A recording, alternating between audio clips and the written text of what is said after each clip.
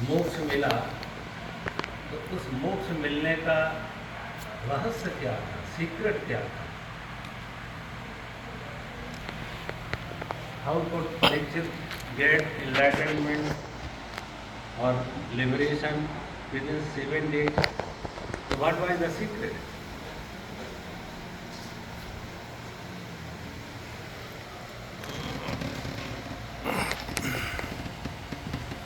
पहले हम मोक्ष की बात करने से पहले ये सोचें, समझें कि बंधन क्या है और बंधनों का कारण क्या है। भगवान बुद्ध ने अपने पहले ही प्रवचन में, पहले एनलाइटनमेंट के बाद उनका जो पहला प्रवचन हुआ सारनाथ में, उसमें भगवान बुद्ध ने 4 नोबल ट्रुथ दिए, 4 आर्य सत्य, और फिर उनकी पूरी की पूरी टीचिंग, सारे जीवन की टीचिंग इन्हीं 4 आर्य सत्य के ऊपर आधारित रही। मुख्य उनका जो फोकस रहा यही 4 आर्य सत्य, सभी तरह की उनके उपदेशों में। वो 4 आर्य सत्य क्या थे? पहला आर्य सत्य नोबल ट्रुथ था कि जीवन में दुख है। पहला आर्य सत्य कि जीवन में दुख है। दूसरा आर्य सत्य, दुख का कोई कारण है, दूसरा आर्य सत्य। और तीसरा आर्य सत्य, कारण का निवारण कर दो तो दुख से छुटकारा है, तीसरा आर्य सत्य, जिसे उन्होंने निर्माण अवस्था कहा। और चौथा आर्य सत्य था कि उस कारण के निवारण कैसे हो, उस कारण का निवारण कैसे हो। ये 4 आर्य सत्य भगवान बुद्ध ने दिए। और मुझे लगता हम जब दूसरे शास्त्रों का अध्ययन करते हैं, गीता, उपनिषद, पुराण, भागवत, तो लगभग यही 4 आर्य सत्य घूमते दिखते हैं। जीवन में दुख है, कहने को तो लोग एक दूसरे से पूछते हैं, how are you, how do you live, how do you do, और हम मुस्कुराते हुए कहते हैं बहुत अच्छे हैं, लेकिन असल में वो मुस्कुराहट असली है या नकली है? कोई अच्छा नहीं है। नानक दुखिया सब संसार, सुखिया बोझो नाम। कोई तन दुखी, कोई मन दुखी, कोई धन बिन रहे थे उदास। कोई तन दुखी, कोई मन दुखी, कोई धन बिन रहे थे उदास। थोड़े थोड़े सब दुखी, सुखी राम के। यहाँ जो आते हैं, यहाँ पे मेजॉरिटी में, मंदिरों में, हर जगह ज़्यादातर दुखी लोग आते हैं। कोई धन्यवाद देने नहीं आते हैं, कुछ ना कुछ मांगने आते हैं, ये चाहिए, ये चाहिए। कोई तन दुखी, कोई मन दुखी, कोई धन में न रहे थे उदास। तो सब दुखी हैं। इसलिए भगवान ने कहा कि इस दुख का कारण क्या है। सारी की सारी गीता अगर आप उठाएं तो उसी दुख के कारण पर उन्होंने प्रकाश डाला है। घुमा फिरा के अर्जुन को इधर से उधर से वही बात के दुख से छुटकारा कैसे मिले, दुख का कारण क्या है। अब दुख का कारण जो मुख्य आप देखेंगे, जैसे जैसे आज साधन संपन्न लोग होते जा रहे, एक स्वामी चिन्मय जी के किताब में एक दिन पढ़ रहा था, उसमें लिखा था, the tragedy of human history is decreasing happiness in mist of increasing comfort. तमाम सुविधाओं के बावजूद भी हम ज़्यादा अशांत हो रहे, ज़्यादा दुखी हो रहे, ज़्यादा बीमार हो रहे, ज़्यादा स्ट्रेस में आ रहे, ज़्यादा डिप्रेशन में जा रहे। जितना डिप्रेशन अमेरिका में मिलेगा उतना इंडिया में नहीं मिलेगा। और अभी एक किसी ने किताब लिखी, उसकी कंपैरेटिव स्टडी की।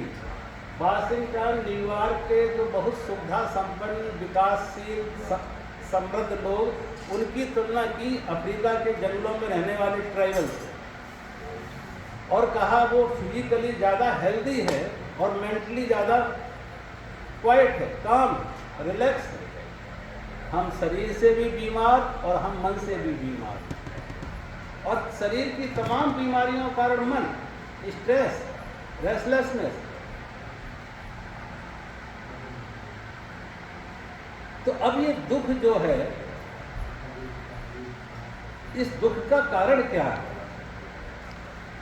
भगवान बुद्ध ने 2-3 शब्द दिए। एक शब्द दिया राग, दूसरा दिया द्वेष, तीसरा दिया अज्ञान। राग का अर्थ है कि हम कहीं सुख चाह रहे कि इसमें सुख मिलेगा, इस व्यक्ति में सुख मिलेगा, इस वस्तु में सुख मिलेगा, इस परिस्थिति में सुख मिलेगा। तो जहाँ सुख मिलेगा, व्यक्ति, वस्तु, परिस्थिति, उसके प्रति राग हो जाता, तो वो मिल जाए। और इस व्यक्ति, वस्तु, परिस्थिति से सुख नहीं मिलेगा, दुख मिलेगा, उसके प्रति द्वेष हो जाता, लाइक और डिसलाइक। अब जो लाइक था, राग था, वो राग पूरा ना हुआ, जो चाहते थे वो ना मिला तो दुख, और जो ना चाहते थे वो मिला तो दुख, तो भी दुख, जो नहीं चाहते थे वो मिला। तो मुख्य रूप से जहाँ आप गीता में भी पढ़े, गीता में भगवान बार बार एक स्थित प्रकृति के जब लक्षण गिना रहे हैं, तो उसमें भी यही कह रहा है, प्रजिहाति यदा कामान सर्वान पार्थ मनोगतान आत्मनेव आत्मना तिष्ठा स्थित प्रज्ञ तदोच्यते। स्थित प्रज्ञ कौन है, समाधिस्थ कौन है, योगी कौन है, अंतर चेतना में उतरा हुआ कौन है, जिसने पहले से बाहर के संबंध तोड़े, और बाहर के संबंध तोड़ने के लिए क्या, प्रजिहाति यदा का, कामनाओं का त्याग किया। गीता के 2nd चैप्टर का अंतिम श्लोक, जिसमें भगवान कृष्ण कह रहे हैं कि शांति कैसे मिले। अर्जुन ने पूछा शांति कैसे मिले, क्योंकि जब हम शांति कहें या सुख कहें तो पर्यायवाची, सिनोनिम से। जब हम शांत होते हैं तब सुखी होते हैं, जब अशांत होते हैं तो दुखी होते हैं। तो शांति मिले कैसे, यानी सुख कैसे मिले।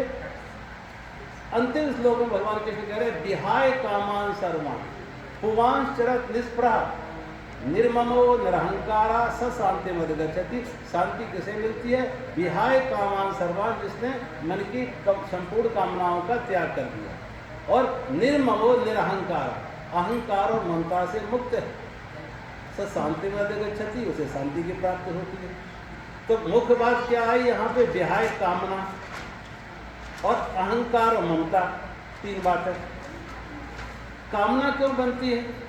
कामना बनी है इस अज्ञान से कि सुख हमसे बाहर है, व्यक्तियों में है, वस्तुओं में है। तमाम लोग जो भारत से यहाँ अमेरिका में आए हैं, उनसे पूछो किस लिए आए, तो सब एकमत होकर यही कहेंगे यहाँ सुख मिलेगा। वहाँ इंडिया से ज़्यादा सुख अमेरिका में। सुख क्या है, कभी सोचो।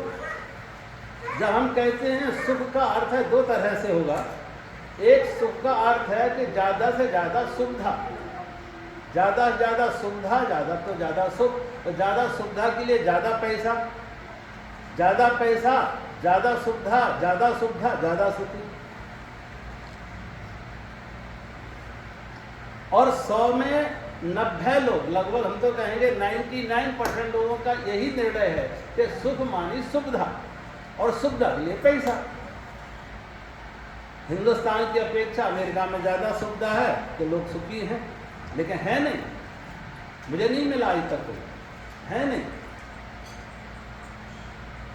भारत के ऋषियों की, भारत के मनीषियों की, भारत के गुरुओं की, भारत के महापुरुषों की, इनलाइटेड मास्टर्स की, उनकी कहना ये था कि सुख मानी सुविधा नहीं, सुख मानी पीस ऑफ माइंड, मन की शांति।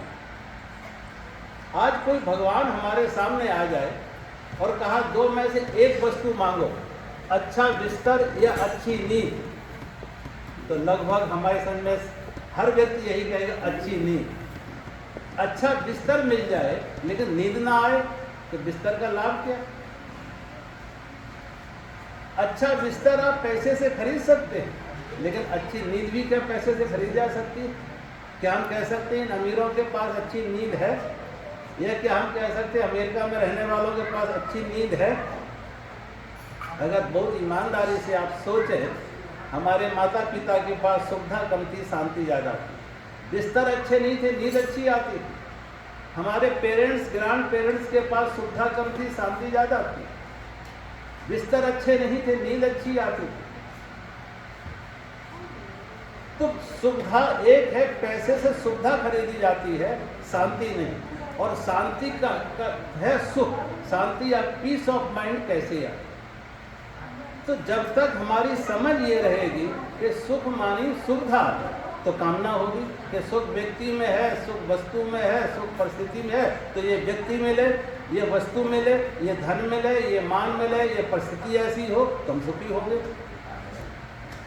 अगर सुख सुविधा में होता तो भगवान बुद्ध महल ना छोड़ते। बहुत सुख थे उनके पास, बहुत सुविधा थी। अभी किसी ने मेरे व्हाट्सएप पे एक मैसेज डाला, Lord Buddha left the palace, Lord Buddha left the palace in search of peace. और अगली लाइन में लिखा, वी आर बुद्धूस in search of palace at the cost of peace. भगवान बुद्ध ने महल छोड़ा था शांति के लिए, लेकिन हम शांति छोड़ रहे हैं महल के लिए। महल आ जाते शांति चली जाती है, महल आ जाते नींद चली जाती है, बिस्तर आ जाते नींद चली जाती है। ये कोई से हम सक्सेस कहेंगे, प्रॉफिट कहेंगे?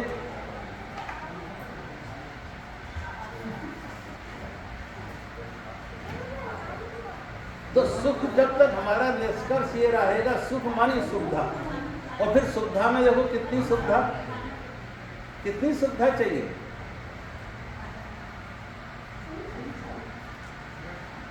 कहते हैं सिकंदर जब यूनान से भारत में आया तो उसके गुरु ने उसे कहा था कि भारत की 3 अमूल निधि हैं जो लेके आना।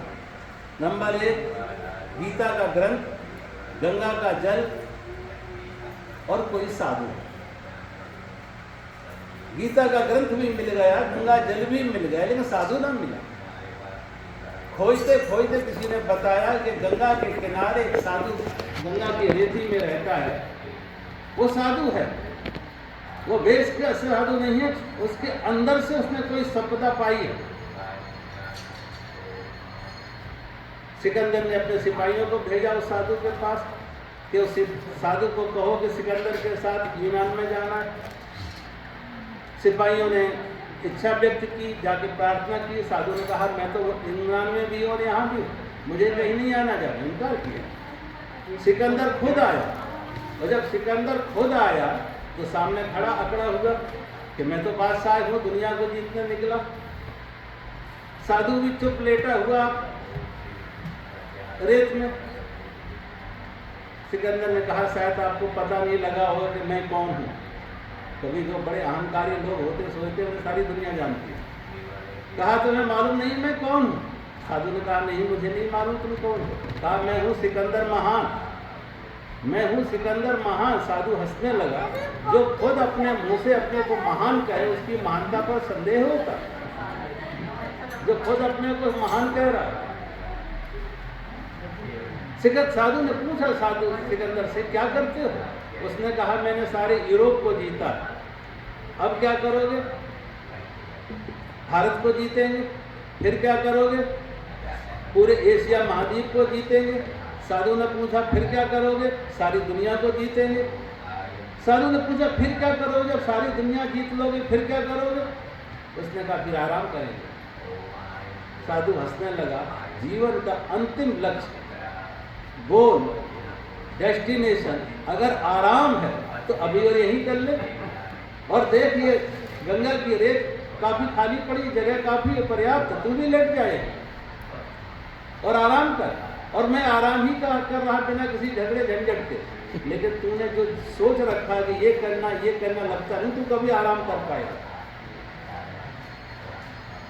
सिकंदर साधु की बात ना समझा और कहा मैं तुम्हारी बातों से बहुत प्रभावित हूँ, तुम्हें देख के भी बहुत प्रभावित हूँ, और परमात्मा से प्रार्थना करता कि अगले जन्म में मैं भी तुम्हारे जैसा साधु बनूं।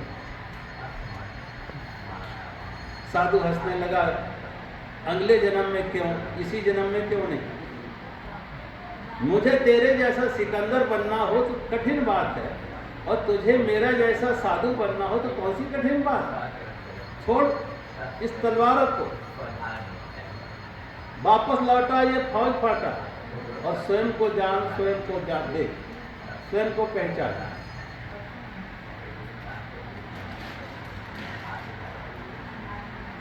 लेकिन सिकंदर कहा नहीं, अभी नहीं, फिर लौट कर आएंगे, फिर आपसे मिलेंगे आगे। साधु फिर हंसा कि आज तक कभी कोई लौटा नहीं, जिस रास्ते पर तो चल पड़ा है उससे कोई वापस लौटा नहीं। और सिकंदर लौट न सका।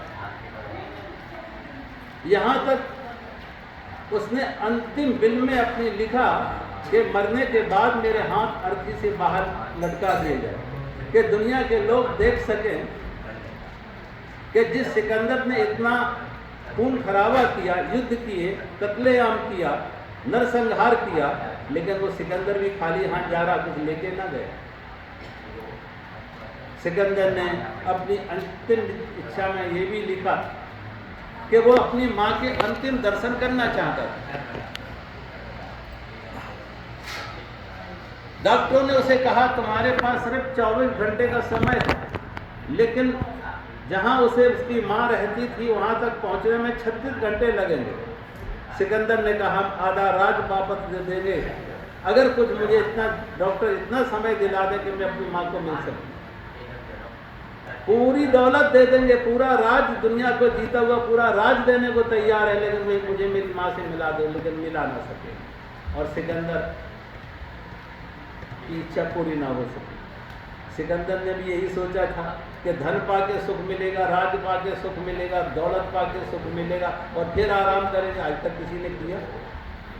धन की कोई सीमा नहीं है। आज तक किसी व्यक्ति से पूछो कितनी धन मांग गई, वहाँ यहाँ आगे उससे पूछो कितना, कोई सीमा नहीं, लिमिट नहीं।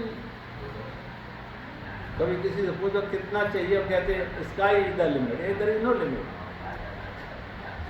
तो जब तक हमारी ये कामना है कि सुख व्यक्तियों में है, सुख वस्तुओं में है, तो कामना हर समय, कहते कामना और कांटा भाई बहन की तरह चुभेंगे। जब कांटा चुभेगा, जैसे कांटा मन को चुभता, शरीर को कांटा चुभता है, कामना मन को चुभती है। जितनी ज़्यादा कामनाएं उतनी ज़्यादा रेस्टलेसनेस। किसी के पैर में देखना होगा इसको कितना दर्द होगा, तो पैर के कांटे गिन लो, एक कांटा है 10 कांटे, 10 कांटे हैं तो ज़्यादा दर्द, 20 कांटे हैं तो और ज़्यादा दर्द। ऐसे ही जिसके पास कामनाएं ज़्यादा हैं, डिजायर्स ज़्यादा हैं, उसको ज़्यादा रेस्टलेसनेस, उसको ज़्यादा स्ट्रेस।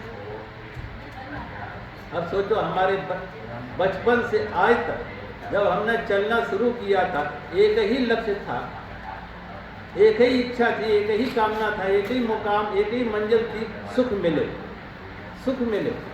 लेकिन सुख मिला या दुख बढ़े?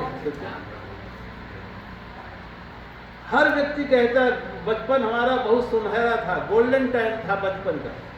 जो बचपन में सुख थी, प्रसन्नता थी, मन को शांति थी, सेहत अच्छी थी, आज कहाँ गया? मन और ज़्यादा अशांत हो गया, मन और ज़्यादा रुग्ण है, मन और ज़्यादा बीमार है। कारण क्या? इच्छाएं बढ़ गई। पहले एक इच्छा थी, आज 100 इच्छाएं, आज 100 कामनाओं के कांटे लगे हुए। मन ज़्यादा विक्षिप्त है, मन ज़्यादा अशांत है।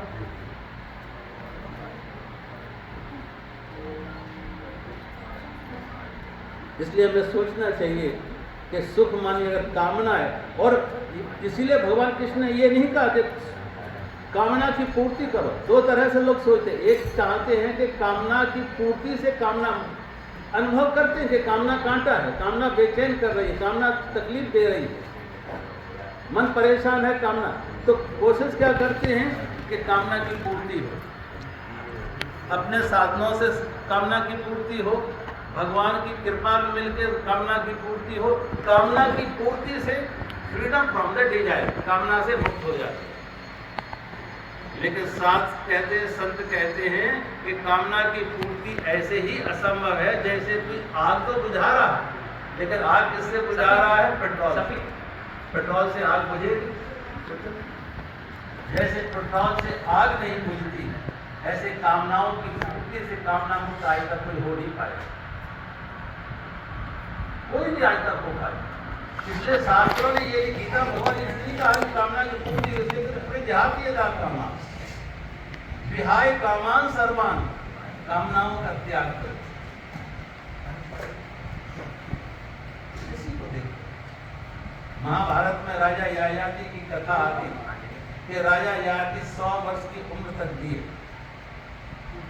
100 वर्ष की जब पूरी होने को आई तो मौत सामने खड़ी, और जब मौत सामने खड़ी, मौत को देखा तो राजा ययाति दुखी हो जाते कि मैं तो मरने जा रहा, गिड़गिड़ाने लगे, रोने लगे। कहते हैं उनके रोने से, गिड़गिड़ाने से, दुखी होने से मौत को दया आ जाती। और मौत ने कहा कि वो तुम्हें और जीवन दे सकते हैं, लेकिन शर्त यह है कि कोई भी तुम्हारी संतान में से कोई संतान तुम्हारा बुढ़ापा लेके अपनी जवानी दे दे। राजा ययाति की कहते हैं 10 बेटे थे। बड़े बेटे से कहा बेटा मेरी बुढ़ापा लेके अपनी जवानी दे दो। बेटा हंसने लगा, बूढ़ा बाप मरना नहीं चाहता। और जो जवानी का सुख तुम चाहते हो वही जवानी का सुख तो मैं भी चाहता। हर बेटे ने इनकार किया। कहते छोटे बेटे ने कहा पिताजी आपने जन्म दिया, आपने जीवन दिया और मेरा जीवन आपके काम आ जाए, ये तो मेरा परम सौभाग्य। छोटे बेटे ने अपनी जवानी लेके बाप का बुढ़ापा ले लिया और राजा ययाति 100 वर्ष और इस बीच में भी और संतान पैदा हो। और कहते जब फिर मौत आती फिर गिड़गिड़ा दे और समय दे दो। कहते हैं फिर उसी शर्त पे कि अंतिम कोई तुम्हारा बेटा तुम्हें अपनी उम्र दे दे, तुम्हारी बुढ़ापा लेके अपनी जवानी दे दे। कहते छोटे बेटे ने फिर अपनी जवानी लेके बाप का बुढ़ापा ले। ऐसे राजा ययाति 1000 वर्ष जिए और 1000 वर्ष जीने के बाद भी जब मौत सामने आती तो दुखी हो जाती। इन भोगों से कभी कोई तृप्त हुआ है? मन कभी तृप्त हुआ है? कभी भरा है?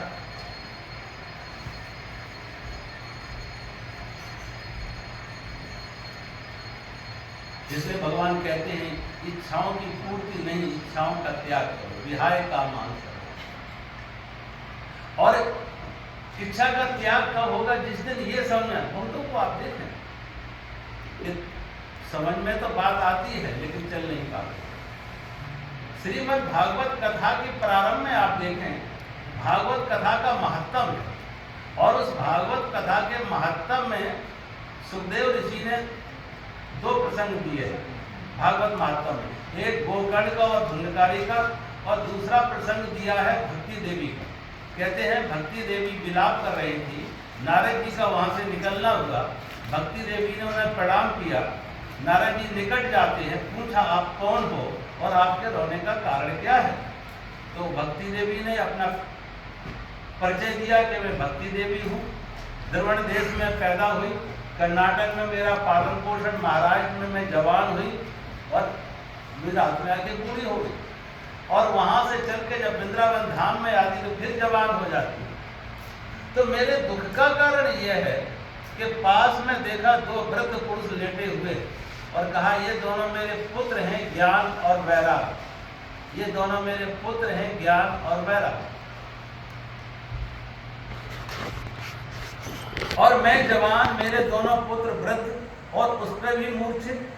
तो नारद जी से प्रार्थना की नारद जी कोई उपाय करो कि मेरे दोनों पुत्र ज्ञान वैराग मूर्छा मुक्त हो जाए और यौवन अवस्था में आ जाए। नारद जी ने बहुत तरह के प्रयास किए लेकिन कोई प्रयास काम ना आया। अंत में नारद जी निराश होकर लौट चले जाते और बद्रीनाथ धाम में नारद जी की भेंट होती है शरद कुमारों से।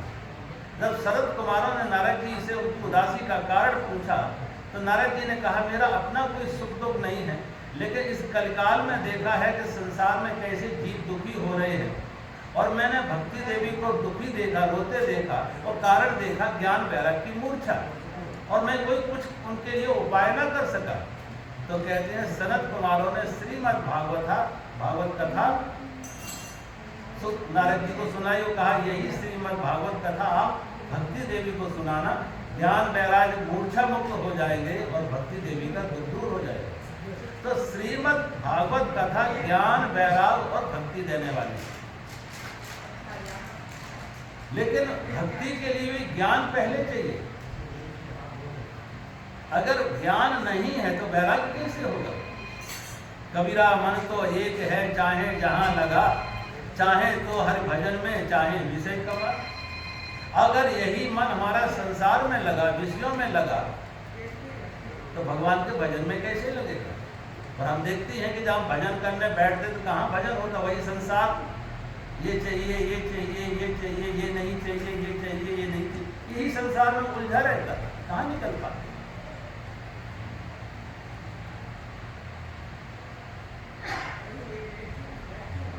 लेकिन उसके लिए मुख्य बात है कि वैराग्य के लिए हमें ज्ञान हो, समझ हो कि कैसे मिलेगा। और देखो, जहाँ तक दो तरह के ज्ञान हैं।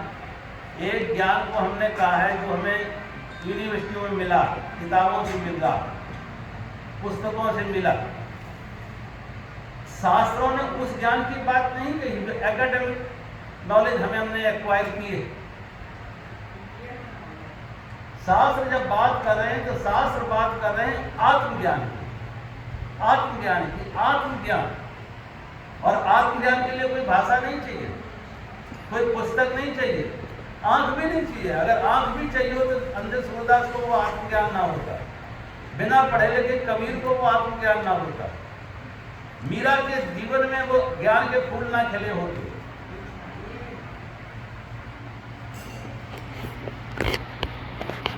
यूनिवर्सिटी का एक प्रोफेसर वेदांत पढ़ा रहा था, आत्मज्ञान पर प्रवचन दे रहा था। किसी ने उसको कहा, अगर तुम तो सिर्फ भाषण दे रहे हो, प्रवचन दे रहे हो, लेकिन तुम्हारे जीवन में कहीं आत्मज्ञान की कोई झलक नहीं है, कोई रोशनी नहीं है। और कहा, एक साधु रहता है उस पहाड़ी पर, जरा जाना उसके पास, वहां तुम्हें दिखेगा प्रकट आत्मज्ञान। उस प्रोफेसर को बड़ी उत्सुकता हुई साधु से मिलने की। चल पड़ा, तेज धूप, और तेज धूप में ही वो पहुंचा जाके पहाड़ की चोटी पर जहां साधु रहता था। देखा जब साधु को साधु बहुत सामान, कोई आडंबर नहीं, कोई दिखावा नहीं। जाते जाते साधु के सामने उसने प्रश्नों की घड़ी लगा दी। परमात्मा क्या है, उस परमात्मा को कैसे जाना, आत्मज्ञान क्या है, क्या विधि है उस आत्मज्ञान को पाने की। साधु थोड़ा मुस्कुराया कि इतनी क्या जल्दबाजी है उस आत्मज्ञान को पाने की, कितने थके हुए हो तुम बैठो, मैं तुम्हारे लिए चाय बना के ला रहा, और हो सकता है चाय पीते पीते तुम्हें तुम्हारे प्रश्नों के उत्तर मिल जाए।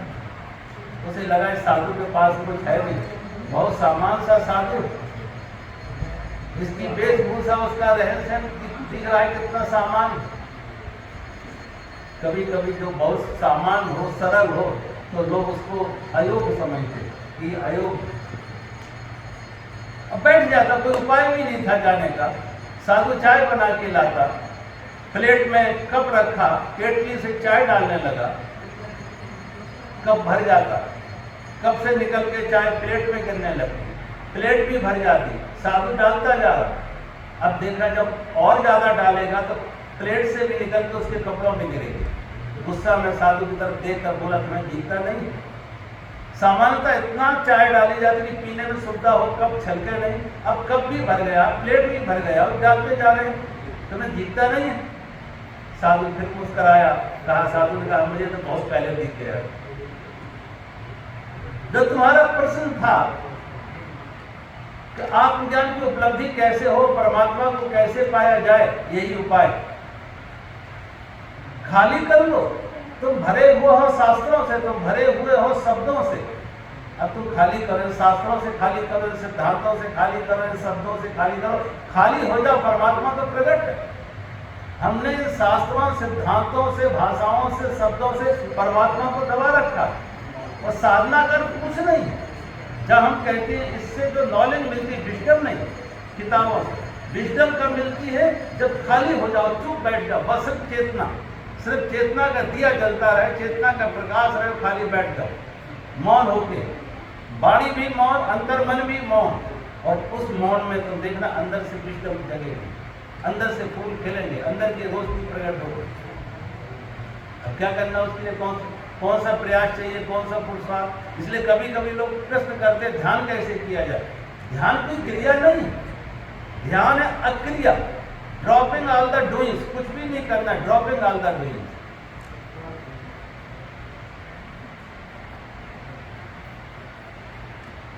महाराज परीक्षित के जीवन में आप देखें कि उनका जीवन भी वही आकर्षण सारा संसार का था, वैभव।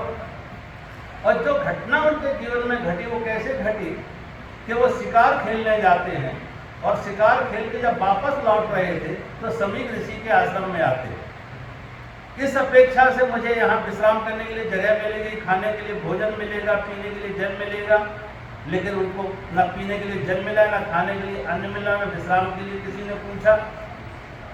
क्रोध आ जाता कि मैं इतना बड़ा राजा और मेरा सम्मान किस साधु ने न किया। तो क्रोध में आके उन्होंने देखा समीक ऋषि तो आंख बंद करके ध्यान में बैठे थे, मरा हुआ एक सर्प दूर पड़ा था, उसे बाण की नोक से उठा के समीक ऋषि के गले में डाल देते और खुद तो चले जाते अपने महल में।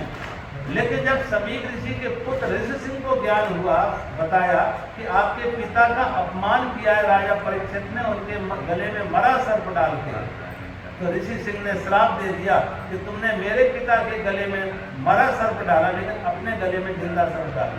और श्राप देते हैं कि आज से 7वें दिन सांप के डसने से ही आपकी मौत होगी। महाराज परीक्षित को सूचित किया गया कि 7वें दिन तुम्हारी मौत होगी।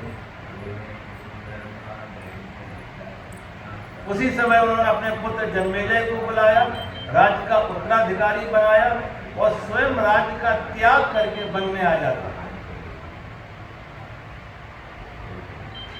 संत महात्माओं से प्रार्थना करते मेरे जीवन के 7 ही दिन शेष है, इन 7 दिनों में परमात्मा की प्राप्ति कैसे हो, मेरा मार्गदर्शन करो। सभी संत तो अपनी असमर्था व्यक्त करते हैं, लेकिन कहते हैं उस सभा में सुखदेव ऋषि का आगमन है और सुखदेव ऋषि के स्वागत में सब खड़े होते हैं, उनके चरण प्रक्षालन करते हैं, आसन देते हैं। और सुखदेव जी कहा राजन 7 दिन बहुत है, योग शिष्य हो, योग गुरु हो, 7 घड़ी शिष्य ज्ञान की प्राप्ति। एक बार ये बात अष्टावक्र जी ने महाराज जनक को कही कि आत्मज्ञान के लिए इतना ही कम समय लगता है जैसे कोई घोड़े पर बैठे तो घोड़े की रकाब पे पैर रख के छलांग लगा के पीठ पर बैठता है, जितने ही दिन समय में ज्ञान की उपलब्धि हो सकती है। महाराज जनक ने जब अष्टावक्र ने ये बात कही, महाराज जनक ने कहा आप जैसा गुरु संभव नहीं, मेरा जैसा शिष्य ही नहीं, और कहा हम इसकी परीक्षा लेंगे। घोड़ा मंगाया गया, महाराज जनक उस पर चढ़ने के लिए तैयार होते हैं कि छलांग लगा के उसकी पीठ पर बैठे। अष्टावक्र जी ने रोका, रुको, अब जनक तुम इसकी पीठ पर बैठे तो तुम ज्ञानी हो गए, और ज्ञानी होने के बाद कौन गुरु कौन शिष्य दोनों एक ही रूप हो गए। लेकिन उससे पहले मेरी दक्षिणा मुझे दे दो। जब अष्टावक्र ने महाराज जनक से दक्षिणा मांगी तो उनका महाराज मांग लो क्या चाहिए। अष्टावक्र जी ने कहा ये मैं और मेरा मुझे दे दो, अहंकार और ममता मुझे दे दो, ये अहंकार और ममता मुझे दे दो और घोड़े की पीठ पर बैठो तुम ज्ञानी हो गए। अब ज्ञान में अवरोध कहाँ है, रुकावट कहाँ है? यही मैं और मेरा, अहंकार, मैं और मेरा। इसलिए गीता भगवान कहते विहाय कामान सर्वान कुमान चरत निर्ममोदर अहंकार। और लगभग ये बात एक बार नहीं, हर अध्याय में किसने दोहराई। एक भक्त मुझे कौन सा प्रिय, उसमें भी यही कहा निर्ममोदर अहंकार। संतुष्टा सत्तम योगी यथात्मा दृढ़ निश्चया मयि अर्पित मनोबुद्धि यो मत भक्ता समे प्रिया अदृष्टा सर्वभूतानां मैत्री करुण एवचा निर्ममो निरहंकारा समा सुख दुख। यानी कई बार ये दोहराया अहंकार और ममता। बंधन क्या है? अहंकार और ममता। और ये अहंकार ममता इन्हें कहते हैं संस्कृत में अन्योन्याश्रित है, एक म्यूचुअल डिपेंडेंट है। अहंकार को अपने में अपंग है, लंगड़ा है, उसे खड़े करने के लिए बैसाखी चाहिए, ममता है। ये तो ऐसे ही है जैसे दिया जल रहा है, एक दिया कब तक जलेगा जब तक जितना उसमें घी है। घी खत्म हो गया तो दिया बुझ जाएगा। घी को जलाए रखने के लिए, दिया को जलाए रखने के लिए घी की जरूरत है। ऐसे ही ममता, मेरे जितने ज्यादा हम मेरे संग्रह करते, मुझे ये मिले, मुझे ये मिले, मुझे उतनी ज्यादा अहंकार बढ़ता जा रहा है। और कभी कभी ऐसी स्थिति आती है कि ये सारे मेरे छूट जाते हैं, अहंकार टिमटिमाने लगता, बुझने लगता है। एक राजा ने अपने बेटे को किसी अपराध में देश निकाला कर दिया। जब राजा ने अपने बेटे को किसी अपराध में देश निकाला कर दिया तो राजा का बेटा और कोई योग्यता तो थी नहीं, लेकिन वो नाच गाना सीखा हुआ था, तो भीख मांगता, भिक्षा मांगता और नृत्य गान करता सड़कों पर, सबके सामने जो हाथ फैलाता, भिक्षा पात्र फैलाता, कोई कुछ डाल देता। ऐसे वर्षों बीत गए। एक दिन राजा खेद हुआ, पश्चाताप हुआ कि एक ही बेटा था और उसे भी हमने देश निकाला कर दिया। अब मैं इस उम्र में आ गए, बुढ़ापा है, मौत नजदीक है, मेरे पीछे इस राज्य का उत्तराधिकारी कौन बनेगा? तो राजा ने अपने मंत्री को बुलाया और मंत्री को बुला के कहा कि जाओ, जहां भी मेरा बेटा हो उसे वापस ले आओ और उसे कहना कि तुम्हारे पिता ने तुम्हारा अपराध क्षमा कर दिया, तुम वापस लौटो, तुम्हें राजा बनाया जाएगा। मंत्री खोजने लगा, एक शहर से दूसरे शहर, दूसरे शहर से तीसरे, खोजते खोजते उसे राजा के बेटे की कोई खबर ना मिली। जब लौट रहा था वापस वो मंत्री, तो देखा एक शहर में सड़क पर एक भिखारी भीख मांग रहा। दूर से देखा, थोड़ा ऐसा लग रहा है कि जानी पहचानी सूरत शकल, और नजदीक आया तो वो जो भिखारी कपड़े पहने था उसमें सोने की जरी चमक रही थी। तब कपड़े तो फट चुके थे लेकिन सोने की जरी चमक रही। उसने पहचान लिया यही राजा का बेटा है, जिसे आज से 5 साल पहले घर से देश निकाला किया था। वो मंत्री अपने रथ से नीचे उतरा, राजा के बेटे को प्रणाम किया और कहा, तुम्हारे पिता ने तुम्हारा अपराध क्षमा किया है, तुम वापस लौटो, तुम्हें राजा बनाया जाएगा। जैसे उसे मालूम हुआ कि मुझे राजा बनाया जाएगा, जो उसके भिक्षा पात्र में कुछ सिक्के भी पड़े थे वो भिक्षा पात्र ऐसे फेंक देता और आके रथ पर बैठ जाता और मंत्री को आदेश दिया कि मेरे लिए स्नान की व्यवस्था करो, वस्त्रों की व्यवस्था करो। एक क्षण तक जो दीनहीन था, जिसके सारे मेरे छिन चुके थे, मेरा अधिकार छिना, मेरे माता पिता छिने, मेरा राज्य छिना, सब कुछ छिन गया, उसका अहंकार टिमटिमा रहा था, बुझने जैसा था, लेकिन एक साथ मेरे वापस आ गया। धन भी आ गया, परिवार भी आ गया, अधिकार भी आ गया, राज्य भी आ गया, अहंकार उसके ऊपर। तो ये दोनों एक दूसरे से म्यूचुअल डिपेंडेंट, इसलिए भगवान कहते हैं कि अहंकार त्यागने के लिए ममता त्यागनी जरूरी है। आजकल लोगों से आप परिचय पूछो, एक सज्जन एक बार मुझे अपने घर लेके गए, घर लेके नहीं अपना बताया कि मेरा घर उस गली में, मेरे भोजन पे बुलाया मुझे। तो मैंने पूछा आपका घर किस गली में है, कहाँ पे, मैंने देखा नहीं। वो सज्जन अपने घर का परिचय दे रहे कि महाराज आप उस गली में आना, देखना जो सबसे ऊंची कोठी हो, सबसे ऊंची वही तो मेरी। मैं देख रही थी कि आंखें आकाश में कहाँ तक जा रही है। ये कोठी ऊंची नहीं करते लोग, अहंकार ऊंचा करते। जितनी बड़ी कोठी उतना बड़ा महल, जितना बड़ा पद उतना बड़ा महल, जितनी बड़ी दौलत उतना बड़ा महल। ये जो मेरे का धन मान पद प्रतिष्ठा जो सब इकट्ठी की जाती है अहंकार को बढ़ाने के लिए। इसलिए भगवान कहते हैं जब तक ये अहंकार और ममता रहेगी अशांति रहेगी। अब राजा परीक्षित कैसे छूट कर इससे मुक्त हुए? राजा परीक्षित को सामने मौत दी गई, राजा परीक्षित को सामने मौत दी गई कि 7वें दिन मौत और सब कुछ छूटे छिनने वाला। एक भक्त अपने गुरु के पास आता है और वो भक्त अपने गुरु के शिष्य अपने गुरु को बार बार एक बात कहता, गुरु जी भजन तो करते हैं लेकिन भजन में मन नहीं लगता, भजन करते हैं भजन में मन नहीं लगता। एक दिन पूछा, दूसरे दिन, तीसरे दिन एक ही प्रश्न बार बार दोहरा रहा। एक दिन गुरु ने देखा कि फिर वही प्रश्न दोहराएगा कि भजन में मन नहीं लगता। वो प्रश्न दोहराए उससे पहले गुरु बोला कि देख भाई, एक सच्चाई में तेरे बारे में छिपा रहा, तू कई बार दिन से मेरे पूछ रहा है कि भजन में मन नहीं लग रहा, और एक सच्चाई में छिपा रहा था। वो सच्चाई ये है कि आज से तीसरे दिन सूर्य अस्त होगा और तेरे जीवन का अस्त हो जाएगा, तेरी मौत। आज से तीसरे दिन तेरी मौत। जैसे उसने सुना कि आज से तीसरे दिन मेरी मौत, फिर प्रैक्टिस नहीं दोहराया कि अब जी बता दो भजन में मन कैसे लगे। घर वापस लौटा, घर की मालकियत बेटों को संभला दी, किसी के साथ लेन देन था चुकता किया, कुछ अपराध किया क्षमा याचना की, और 3 दिन गहरे ध्यान में उतर जाता। सारी तरह की जिम्मेदारियों से मुक्त, ये सब कुछ छूटने वाला, परिवार छूटेगा, धन छूटेगा, महल छूटेंगे। 3 दिन गहरे ध्यान में उतर जाता। भोजन कम करता, ज्यादा भोजन करेगा आलस आएगा, बिल्कुल ना करेंगे तो भूख सताएगी। युक्ताहार विहार से, जिस भगवान गीता में कहा, कितना भोजन जितना जिंदा रहने के लिए जरूरत, जीवन के लिए जरूरत।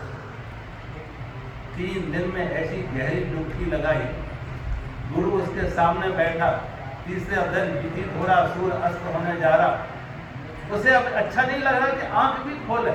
कभी कभी जब भजन में आनंद मिलने लगता, रस मिलने लगता अंदर से, तो दिल नहीं करता कि मैं आंख खोलूं किसी से कुछ बात करूं, वो भी एक विक्षेप लग रहा।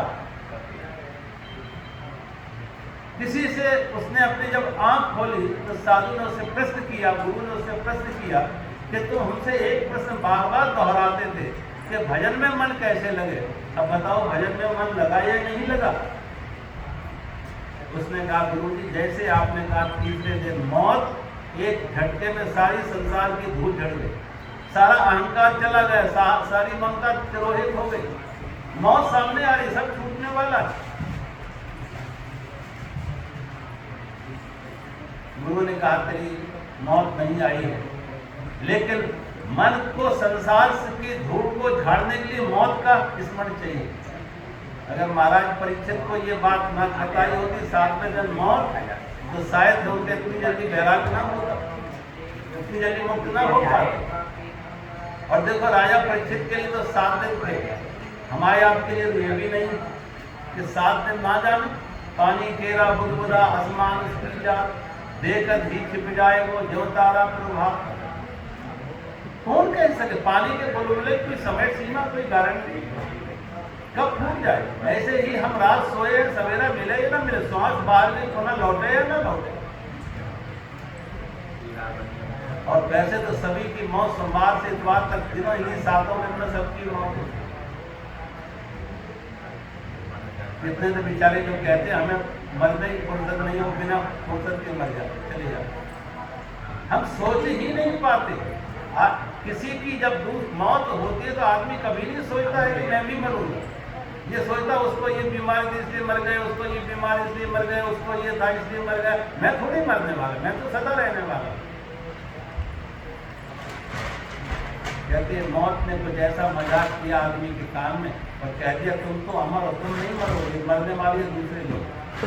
किसी कसाई के पास भेड़ें थी, वो डरती थी कि मुझे काटा जाएगा। उसने सबके मन में सम्मोहित करके उसके कान में कही शेर, भेड़ नहीं शेर। जब एक भेड़ काटी जाती उसको लगा ये भेड़ इसलिए काटी जा रही, मैं तो शेर हूँ। हम तभी तक अपने को अजन्मा अपना से कहते रहते जब तक मौत सामने नहीं आती। और फिर देखते हैं सिकंदर की तरह अब तो बहुत विलम्ब हो गए, बहुत लेट हो गए, अब कोई उपाय नहीं, सारी दौलत यही छूट रही है। तो कहीं ना कहीं मृत्यु का स्मरण हमें आ जाए, ये मृत्यु का स्मरण आ जाए कि हम मौत आएगी। ये जो आज पाया है धन मान ये कल छूटेगा, छिनेगा, ये स्मरण आ जाए। और इसी होश से जीवन जागृत हो, इसी बात से जीवन जागृत हो। अन्यथा तो हम टालते रहते हैं, अभी कहाँ अभी कहाँ अभी कहाँ। बूढ़े आदमी को भी कहो अभी थोड़ी बुढ़ापे में भाग भजन करेंगे, अब कब बुढ़ापा आएगा, कब रिटायरमेंट होगा। तो मृत्यु का स्मरण आ जाए। आप ये देखें भागवत कथा में सुखदेव ऋषि हैं और सुखदेव ऋषि के गुरु कौन थे? महाराज जनक। महाराज जनक राजा थे, उन्होंने राजपाट नहीं छोड़ा, परिवार नहीं छोड़ा, संसार की जिम्मेदारियां, राज्य के संचालन की जिम्मेदारियां नहीं छोड़ी, सब कुछ किए, लेकिन फिर भी उनको विदेह कहते थे, फिर भी वो जीवन मुक्त थे। एक बार सुखदेव ऋषि ने उनसे प्रश्न किया कि आप इतने क्रियाकलापों में व्यस्त हैं, इतने व्यवहार में हैं, इतनी सांसारिक जिम्मेदारियां लिए हुए हैं, लेकिन आप फिर भी विदेह कैसे हैं, आप जीवन मुक्त कैसे हैं?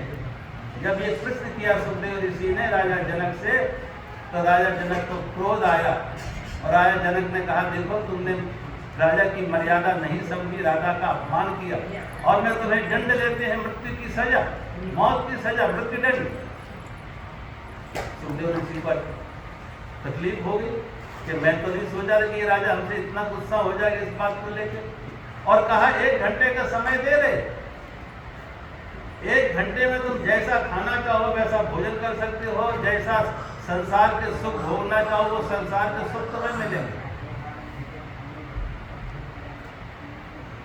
सुखदेव ऋषि के सामने घड़ी रख दी, कुछ ने लोग उनके मुंह में अच्छे अच्छे स्वादिष्ट भोजन करा रहे हैं, अच्छी अच्छी सुंदरियों के नृत्य गीत हो रहे हैं, तरह तरह की परफ्यूम्स उनको लगाई जा रही है। जो जो सुख वो जीवन में कल्पना कर सकते थे, ये सुख मिले, ये सुख मिले, ये सुख मिले, जिसकी वो कल्पना करते थे वो सारे के सारे सुख उनको उपलब्ध करा दिए। 1 घंटे का समय व्यतीत हुआ, महाराज जनक उपस्थित हुए और महाराज जनक ने उनसे पूछा, ऋषिवर बताओ, सुखदेव ऋषि से पूछा, ऋषिवर बताओ कौन सा भोजन ज्यादा स्वादिष्ट आपको लगा, किस युवती में ज्यादा सुंदरता देखी, कौन से वस्त्र आपको ज्यादा प्रिय लगे? जब सुखदेव ऋषि से प्रश्न किया तो उनका, महाराज आप और ज्यादा मजाक मत करो, मैं तो प्रश्न किया था, आपने मौत की सजा सुना दी और अब ऊपर से और मजाक कर रहे हो, हमसे पूछ रहे हो स्त्रियों की सुंदरता, भोजन का स्वाद। मेरी आंख तो टिकी हुई थी घड़ी की सुइयों पर, आंख लगी हुई थी घड़ी की सुइयों पर, अब आधा घंटा रह गया, अब 20 मिनट रह गए, 15 मिनट रह गए, 10 मिनट रह गए।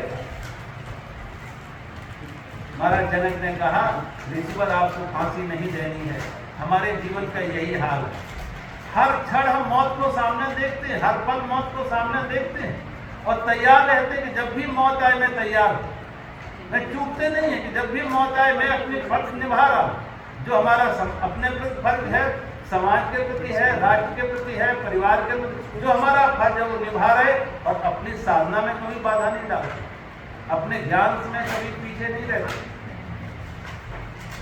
ये जागृति आ जाए कि एक दिन ये सब छूटने वाला है, छिनने वाला है, मौत सामने खड़ी है, तो शायद उस धन की हम खोज में लगे जो धन मौत भी ना छिना सके, जो धन हमारे मौत के बाद भी हमारे साथ जाएगा, जिस धन से को पाके मन को शांति हो। नानक सब जग निर्धना धनवंता नहीं कोई, धनवंता से जानिए जाके राम नाम धन हो। राम नाम का धन किसने पाया? मीरा ने पाया, धन हो गए, कबीर ने पाया, जीवन कृत हो गया, जिसने सूरदास ने पाया, जीवन में सुगंधी आ गई, जीवन खिल गए। तो मुख्य बात है उसकी समझ कब आती है। महाराज परीक्षित के मन में बड़ा कारण रहा कि मौत सामने दी थी, और जब मौत सामने दी थी, मौत का अर्थ ये है कि ये धन, ये पद, ये प्रतिष्ठा, ये संसार, ये वैभव, ये ऐश्वर्य सब छूटने वाला। अब उस धन की खोज कर लो जो मौत के बाद साथ जाए। और महाराज परीक्षित ने कितने आत्मज्ञान को, उस आत्मज्ञान को उपलब्ध किया। आज तक तो अभी तक तो हमें लगता ही नहीं कि हम भी कभी मरे। कितने लोगों की मौतें होती है, कितने साथी संगी चले गए, लेकिन लगता हम थोड़े जाने वाले, और उस धन की कोई समझ भी नहीं है। दुर्भाग्य ऐसा है, यहाँ तो क्या समझ होगी, सभी जगह भारत में भी वही स्थिति है कि आज तो लोगों को है ही जो सुख मानी संसार, सुख मानी व्यक्ति, वस्तु, धन, सुविधाएं, इसलिए सारी दौड़ उसी में। धन कमाने में आदमी इतना व्यस्त है कि और ज़्यादा मिल जाए, और ज़्यादा मिल जाए, और ज़्यादा मिल जाए, कितना भी मिल जाए, लेकिन तृप्ति कभी ना आने वाली। आज तक किसी ने नहीं कहा बस मिल गया सुख, मिल गई शांति, मिल गई तृप्ति, अब कुछ नहीं होगा। रोटी से आदमी बस कह देता कि बस अब और रोटी नहीं चाहिए। शरीर की इच्छाएं सीमित है, शरीर की जरूरतें सीमित है, लेकिन मन की इच्छाओं का कोई अंत नहीं, कोई सीमा नहीं है। जितना मिलता है उतना कम, मन की भूख की कोई सीमा नहीं, जितना मिलता और कम। इसलिए श्रीमद् भागवत कथा में जब महाराज परीक्षित को राजा ऋषि सुखदेव जी महाराज ने ज्ञान दिया तो मुख्य उनकी पात्रता इसमें बनी कि साथ में जब उनकी मौत घटित होने वाली है, मृत्यु सामने खड़ी। अगर हमारे सबके जीवन में ऐसी समझ आ जाए, ऐसा ज्ञान आ जाए कि मौत सामने खड़ी है, मौत आने वाली, तो शायद जिस मूर्छा में हम जी रहे, जिस बेहोशी में हम जी रहे, जिस बेहोशी में हम दौड़ रहे हैं संसार, अब ये पालो, अब ये पालो, ये मूर्छा टूट जाए, ये बेहोशी टूट जाए। अभी हम जहाँ भी जाते हैं, हर जगह संतों के पास भी जाते हैं, तब भी यही कि मेरी और इच्छा पूरी होगी, ये इच्छा पूरी होगी, वो इच्छा पूरी होगी, इनके आशीर्वाद से मेरा ये काम हो जाएगा, इनकी पूजा पाठ से हमारा ये काम हो जाएगा। मांग रहेगी संसार की, परमात्मा की मांग ना। तो महाराज परीक्षित के जीवन में जो 7 दिन में श्रीमद् भागवत कथा का ज्ञान उपलब्ध हुआ, क्योंकि अब उन्होंने जो सुना है वो एक एक शब्द उनके अंतर में उतरा और जीवन रूपांतरण हुआ, जीवन बदल गए। जब आदमी बीमार हो और उसको उसकी औषधि की बात की जाए तो ये लगता है कि मैं मरने जा रहा हूँ और रोग बिल्कुल ही असाध्य है, लेकिन जब डॉक्टर कह रहा है ये दवा ले लो तो असाध्य रोग भी कटेगा, तो पूरे ध्यान से सुनता है। वो सुनता ही नहीं, उसको जीवन में उतारता भी, अमल भी करता है। जिस दिन हम ये समझ में आए कि हमारा जीवन न मालूम कब छूट जाएगा, शरीर कब छूट जाए, तो उस आत्मज्ञान की तरफ हम जाएंगे, जिस आत्मज्ञान को पाके हमारे जीवन में परम शांति आ जाए, परम संतोष आ जाए, परम तृप्ति आ जाए कि हम फिर संसार। मोक्ष का अर्थ है कि अब कोई चाह ना रहे, अब कोई मांग ना रहे, अब कोई इच्छा नहीं रही। और इच्छा क्यों होती? क्योंकि सुख बाहर मिलेगा। जब अपने अंदर ही सुख मिला, बाहर सुख किसी को नहीं मिला, बाहर भगवान किसी को नहीं मिला। कस्तूरी नाभि बसे मृग ढूंढे बनमाए, कस्तूरी नाभि बसे मृग ढूंढे बनमाए, ऐसी घटघट राम है दुनिया जाने। जिस दिन कस्तूरी अगर हिरण को ये लगे, समझ आ गई होती कि हम ये सुख हमारे अंदर है, ये शांति हमारे अंदर है, तो वो मन में नहीं खोजता। जिस दिन हमें समझ आएगी कि वो परमात्मा हमारे अंदर है, वो ज्ञान हमारे अंदर है, वो सुख हमारे अंदर है, वो शांति हमारे अंदर है, वो संतोष हमारे अंदर है, बाहर खोजने की कोई जरूरत नहीं। और बाहर जिसने खोजा वो भटक गए। आप देखो, जिस जिसने बाहर खोजा, सिकंदर बाहर खोजा, भटक गए, लेकिन बुद्ध ने पाया तो अपने अंदर पाया, महावीर ने पाया तो अपने अंदर पाया, कबीर ने पाया तो अपने अंदर पाया, नानक ने पाया तो अपने अंदर पाया, जिसने भी पाया वो अपने अंदर पाया। इसलिए कभी कहते मुँह को कहाँ ढूंढे बंदे, मैं तो तेरे पास में, मैं तो तेरे पास में है। और शायद सबसे जीवन में सबसे ज्यादा निकटतम कुछ है तो परमात्मा है। परमात्मा के अस्तित्व के बिना, परमात्मा की उपस्थिति के बिना जीवन की संभव ना होता। तो श्रीमद् भागवत कथा 7 दिन में जो राजा परीक्षित ने श्रवण की, उसको जीवन में जो जागृति आई, होश आया, क्योंकि सामने उनको मौत दिख रही थी कि ये सब कुछ टूटने वाला है, जगतार जाएगा, संसार जाएगा। किसी शिष्य ने अपने गुरु से प्रार्थना की कि राजा परीक्षित ने श्रीमद् भागवत कथा श्रवण की थी, इसलिए श्रवण की कि उनके सामने उनकी मौत थी। 7 दिनों में मौत को सामने थी, इसलिए उन्होंने श्रीमद् भागवत कथा सुनी। लेकिन फिर भी मौत तो उनको हुई, फिर भी महाराज परीक्षित की सर्प के डसने से मौत तो हुई। तो श्रीमद् भागवत कथा श्रवण करने तो मौत तो न डरी, फिर श्रीमद् भागवत कथा श्रवण करने का लाभ क्या होगा? जब ये प्रश्न एक शिष्य ने अपने गुरु से किया, तो गुरु ने उस शिष्य को एक कच्चा नारियल दिया और कहा इस नारियल का ऊपर का खोल अलग हो जाए, अंदर का गुट गोला साबुत निकल आए। उसने हिला डुला के देखा, नारियल कच्चा है, अंदर पानी भरा हुआ है, अंदर का गोला बाहर के खोल से चिपका है। उसने कहा गुरु जी गोला साबुत नहीं निकलेगा, हम ऊपर तोड़ेंगे अंदर टूट जाएगा, ये गोला साबुत नहीं निकलेगा। गुरु ने दूसरा गोला उठा के दिया, और जब दूसरा गोला उठा के दिया कहा इसे गोला तो साबुत निकाल दिला, तो उसने हिला डोला के देखा अंदर का गोला बाहर के खोल से अलग हो गया, अंदर का जल सूख गया। उसने कहा गुरु जी इसका गोला साबुत निकाला, क्यों कि अंदर के गोला बाहर के खोल से अलग हो गया। गुरु ने कहा यही अंतर है ज्ञानी और अज्ञानी की मौत।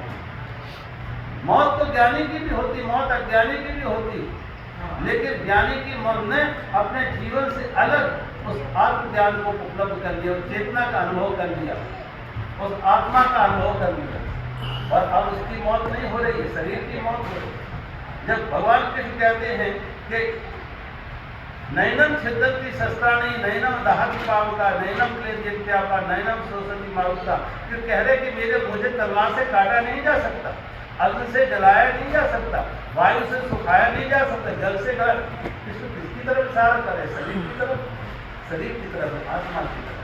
वो आत्मा आत्म तत्व जो हमारे अंदर है उसे तलवार से काटा नहीं जा सकता। नैनम छिद्रति शस्त्राणि नैनम दहति पावका, आग से जलाया नहीं जा सकता, वायु से सुखाया भी नहीं जा सकता।